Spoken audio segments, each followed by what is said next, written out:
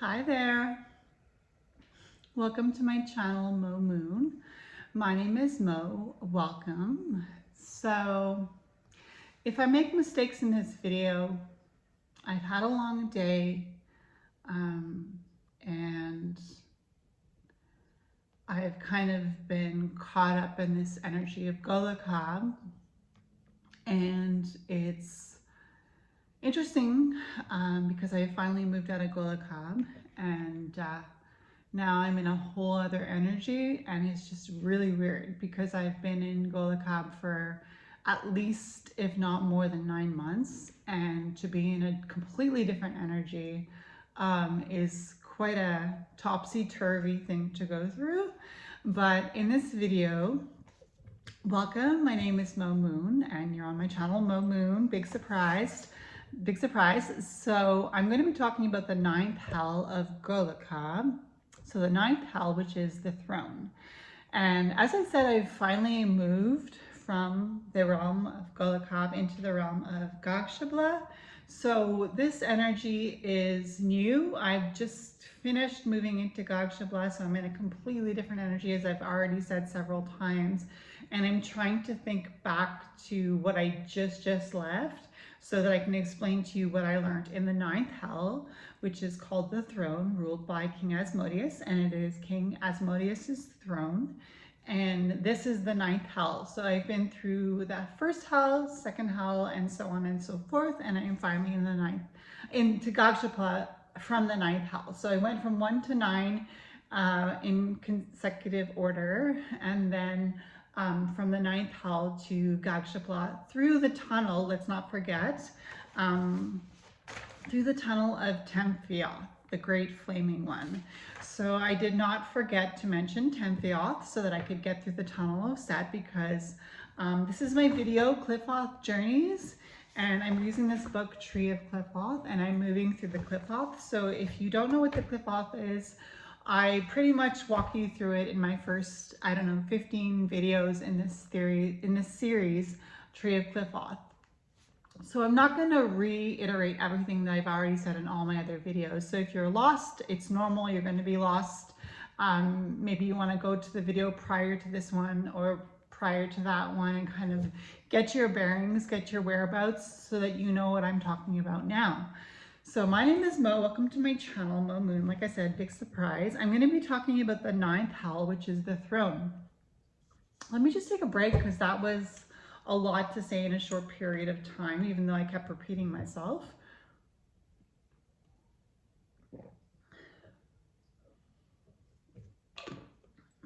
So I'm going to try to slow it down a little bit to get back into the energy of the ninth hell, because as we move through the Qliphoths in the Qliphothic tree, we learn the lessons of the energy and the entities and gods and goddesses of that Qliphoth, and we move on to the next, but we never forget what we learned in the previous Qliphoth. At least I hope not. I don't know if some of you who've been through the Qliphoth do, but I find that I can easily access the energy of any other Qliphoth that I've been through prior to Golachab.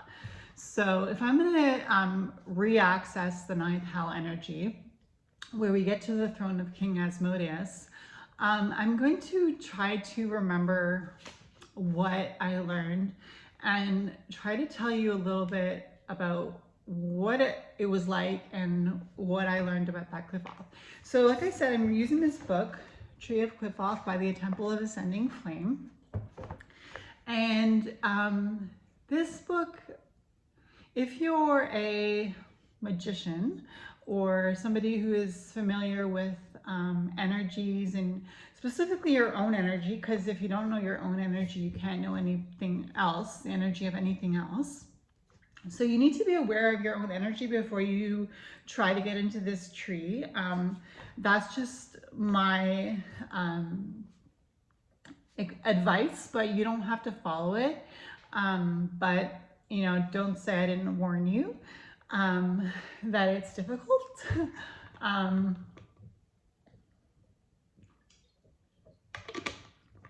But I think you need to have a few years of spiritual experience under your belt. And I don't just mean Abrahamic faith, I mean like more Lucifer's energy, because this is the tree of knowledge, and the one that I'm talking about is the tree of knowledge. And the energies in this tree, this is a picture of the tree. So the energies in this tree are ruled by Lucifer and his infernal realm. So the realm of Golachab on the Qliphothic tree is ruled by King Asmodeus, and the greater ruler is King Lucifer and Queen Lilith. And of course, there are other entities too, such as Samael and Nama, and so many others that work through this Qliphothic tree with you. So right now I'm familiar with King Asmodeus's energy because I worked with him, like I said, for 9 months, if not more. And I find that his energy is very challenging. If I'm just going to kind of give you an overall view of Golachab, I'd say that it's a great challenge to get through Golachab. And I'd also say that according to my own gnosis, which is my personal knowledge, I would say that it's really important, if you're going to embark on this journey, to try to get through each of the 9 hells, because you will not get the full picture of King Asmodeus if you don't work through the 9 hells sequentially. So from the first hell to the second hell to the third hell to the fourth hell to the fifth hell to the sixth hell to the seventh hell to the 9th hell, and then from Golachab to Golachab. So also, when I went into the realm of Golachab, I waited a month or so before I entered the first hell, just to kind of get my feet wet. So King Asmodeus's energy is no joke. I'm just going to say that right now. King Asmodeus rules the 9 hells. So if hell scares you, imagine 9 hells, because yeah, there's a flavor to each hell, and it's not just that one little hell that the Christians talk about. It's actually a whole other piece of cake.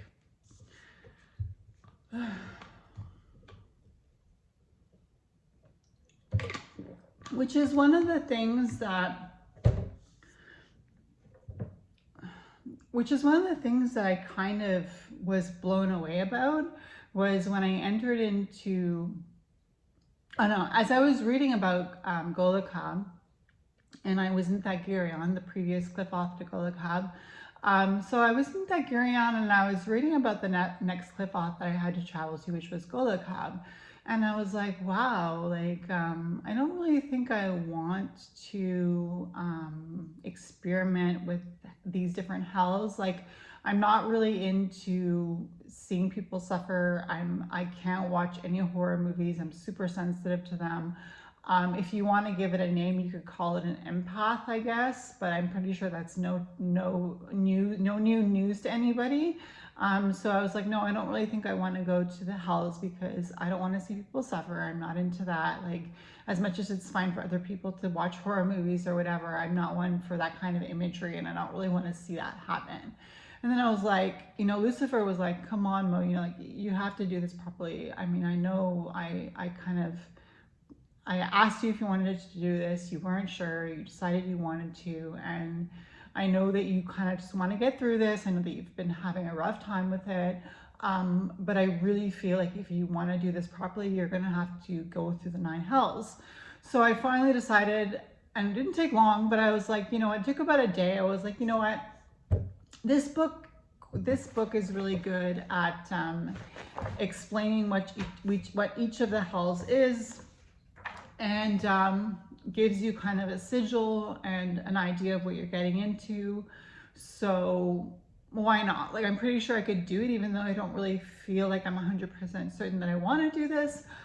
Lucifer is has encouraged me to do it this way, and why not? I don't want to rush through something that needs to have its time taken with, So, excuse me.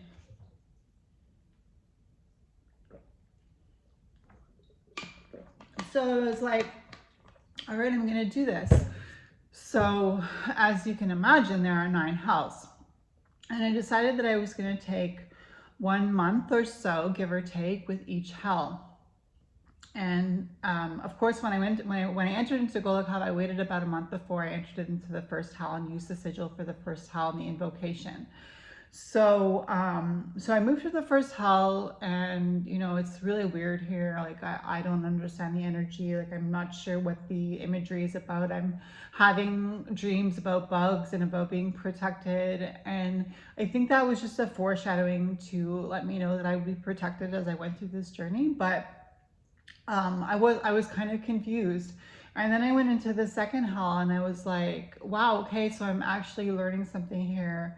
And as I kept going through each of the hells, the third hell, the fourth hell, the fifth hell, and so on, I just kept getting deeper and deeper into this, like, I want to say abyss, but it was hell. And I kept getting deeper and deeper into this hell.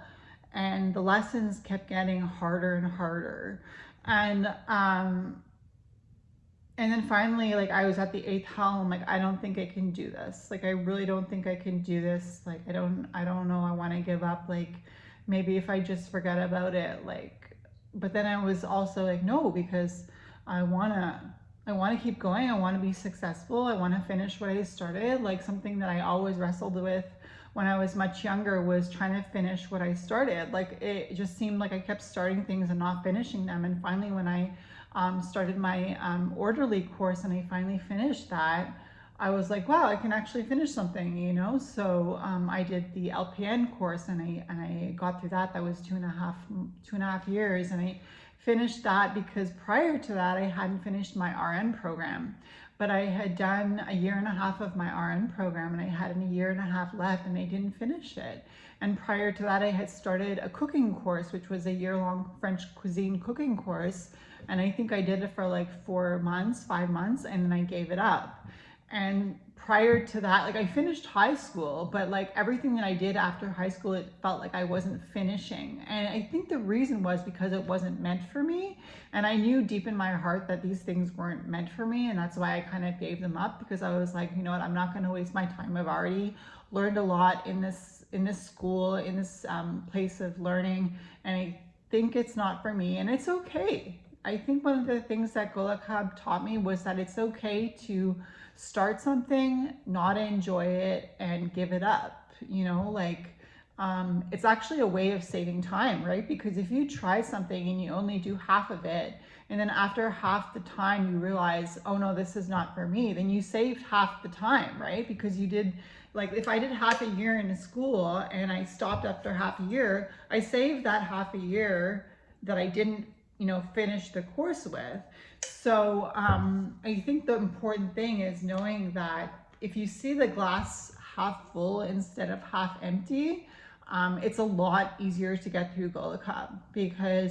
And what I mean by that is you have to stay positive. Like you just have to believe that Lucifer has a reason for you being here, and that Lucifer knows what's best, and that he's doing it out of love. And the really cool thing is that Lucifer, if you enter into the tree of Qliphoth, which I believe is Lucifer's tree of knowledge from the Garden of Eden, Lucifer will see you through. Up until the point that you are getting through it, almost like up until the point you will believe that you can't do it. Like I believed I couldn't do it. I believed I couldn't make it out of the 9th hell. I was like, how am I ever going to get into Golachab? And I was like, I know I need to go.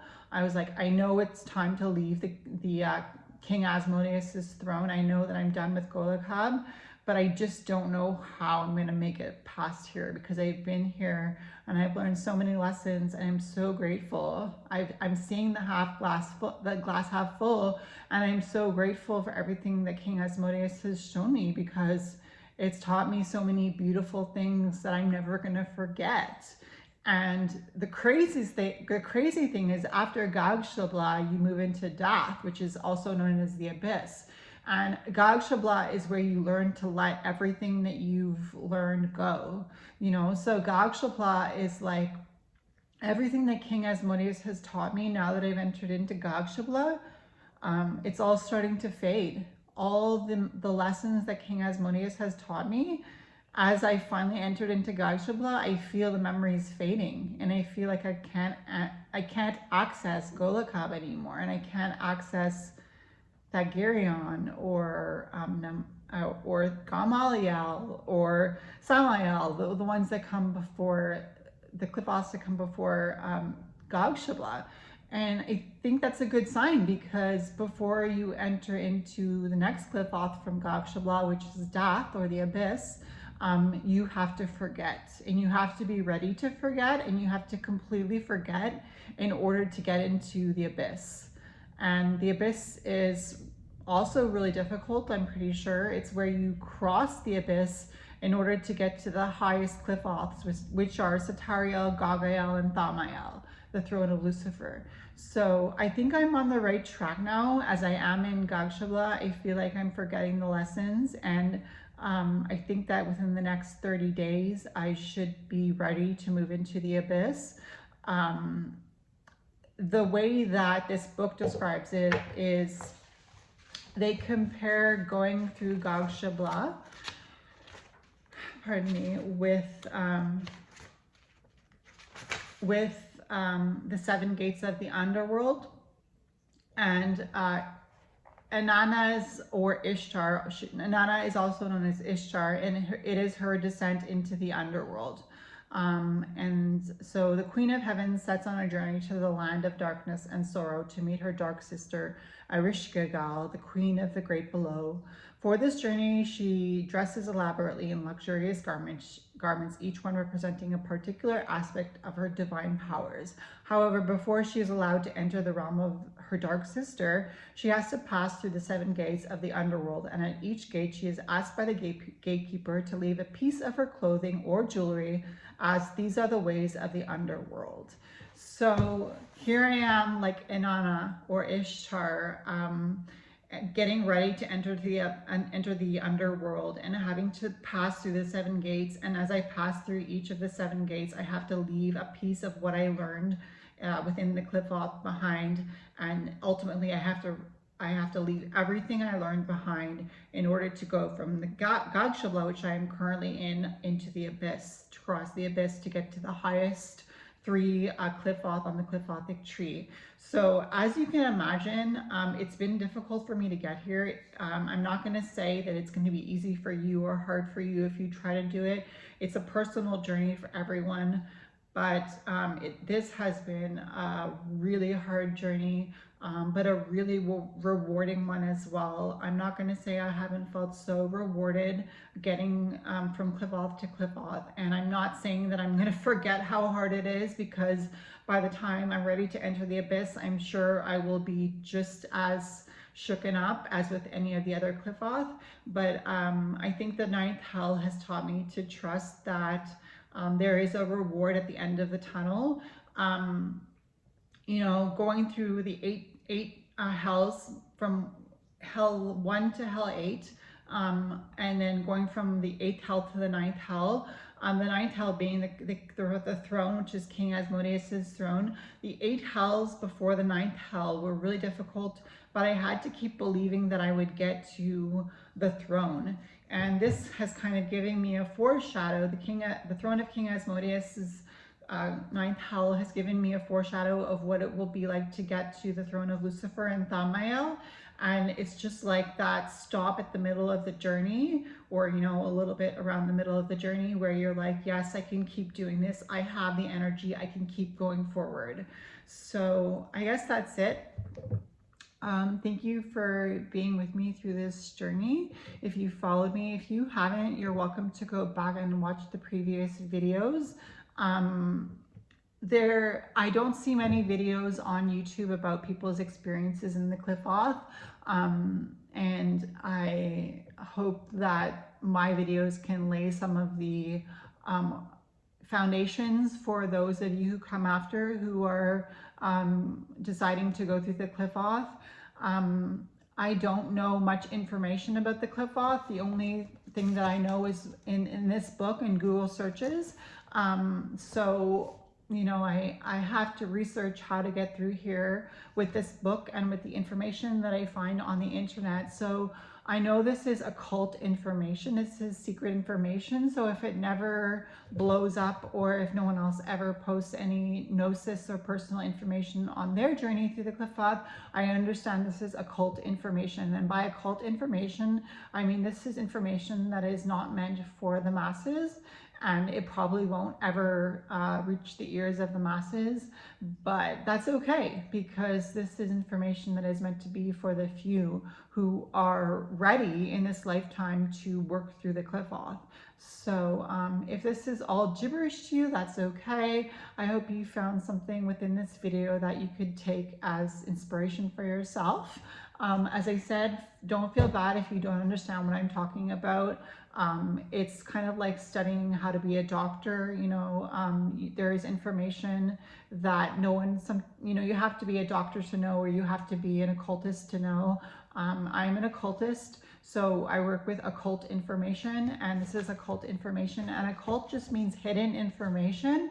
So the reason why I'm sharing this is because I want to be a groundbreaker. I want to be somebody like Aleister Crowley or like Anton Sanzo Levay, who were the first in their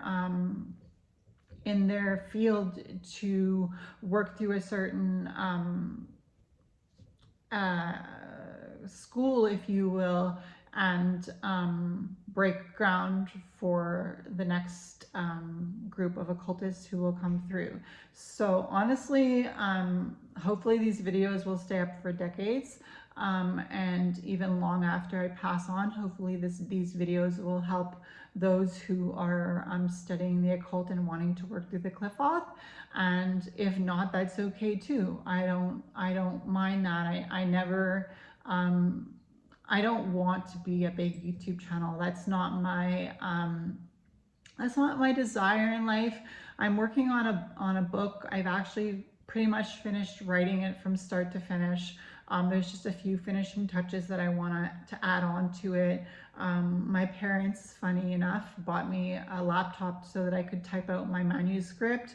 And that's going to be an interesting thing to talk about if I ever have an interview regarding that book, because my parents, who are strict devout Christians, bought me a laptop so that I could write a book about Lucifer. So that was really kind of them, and I guess that was their way of showing me that they love me, which is great.